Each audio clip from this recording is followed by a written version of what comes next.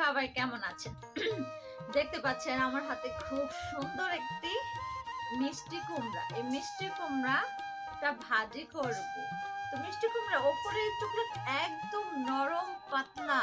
তো ভাবছি আজকে এই উপরে খোসাটা আর ফালাবো না, এটা সহকারে ভাজিটা করব। তো একটু কেটে দেখি।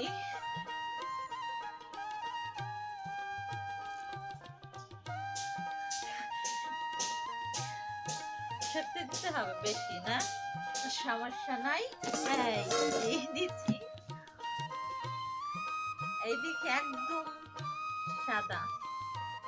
তো এটা এখন কাটবো। এর ভিতরে কোনো বিচি হয়নি, একদম কুচি।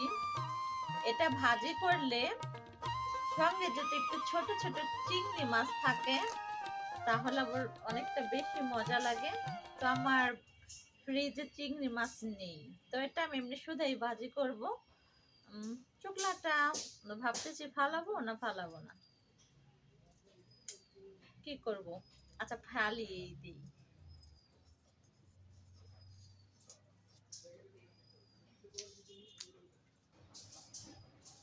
তো এই তো আমি খুব সুন্দর করে মিষ্টি কুমড়াটা কেটে নিচ্ছি। এই তো এভাবে কাটতেছি ভাজির জন্য। ইলিশ মাছ দিয়েও রান্না করে, ইলিশ মাছ আছে, তো ইলিশ মাছ রান্না করব না।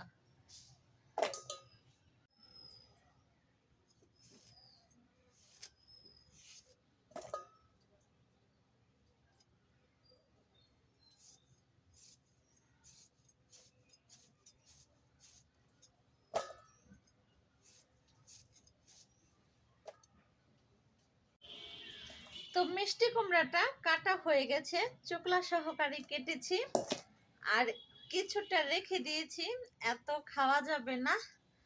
তো চলেন আমার মিষ্টি কুমড়া ভাজিটা দেখবেন।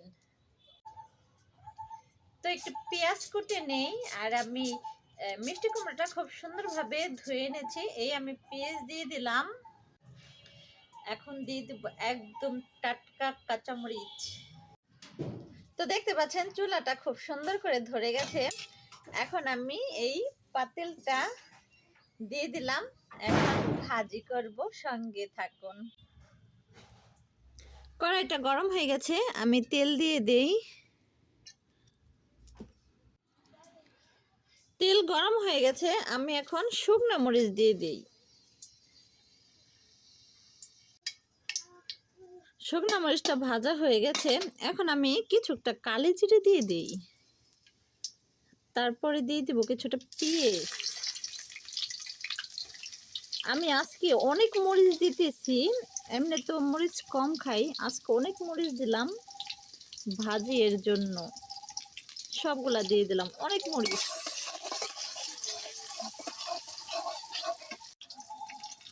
এখন লবণ দিয়ে দিলাম, একটু ভালো করে নেড়ে নিই।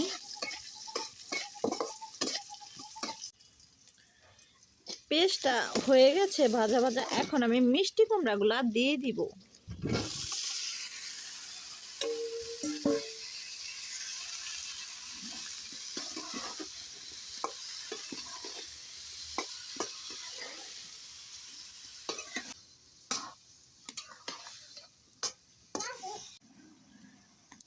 চুলায় কিন্তু রান্না করতে সেই ভালো লাগে, দেখেন আগুনগুলা কিভাবে উঠতেছে। তো ভাজিটা প্রায় হয়ে গেছে, কত সুন্দর সবুজ একটা কালার চলে আসছে। আর অল্প একটু হলেই নামিয়ে নিব। এই তো সম্পূর্ণ ভাজিটা হয়ে গেছে, একদম খুব সুন্দর লাগছে। ঝাল ঝাল ভাজিটা খেতেও অবশ্যই অনেক ভালো লাগবে।